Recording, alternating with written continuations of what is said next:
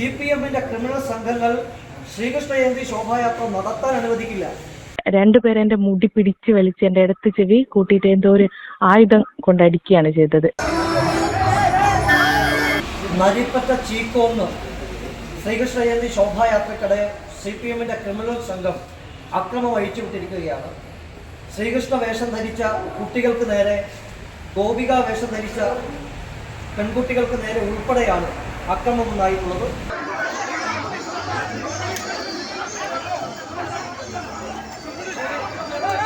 Sreekrishna Jayanti ശോഭായാത്രയിൽ tableau set ചെയ്തിരിക്കുന്ന വാഹനങ്ങൾ മാരകായുധങ്ങൾ ഉപയോഗിച്ച് അടിച്ചു പൊട്ടിച്ചു എന്ന് മാത്രമല്ല, ഗോപിക വേഷം ധരിച്ച പെൺകുട്ടിയുടെ കുത്തിന് പിടിച്ച് ചെവിക്കൽ അടിച്ചു പൊടിച്ചിരിക്കുകയാണ്.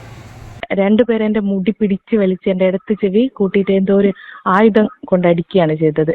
എന്നിട്ട് അവിടെ നിന്ന് തന്നെ അസഭ്യ വാക്കുകൾ പറയുകയും ചെയ്തു. ഒരുപാട് ആൾക്കാരും ചെറിയ കുട്ടികൾ, ശ്രീകൃഷ്ണ വേഷം കെട്ടിയ ഒരുപാട് ചെറിയ മക്കളും ഉണ്ടായിരുന്നു.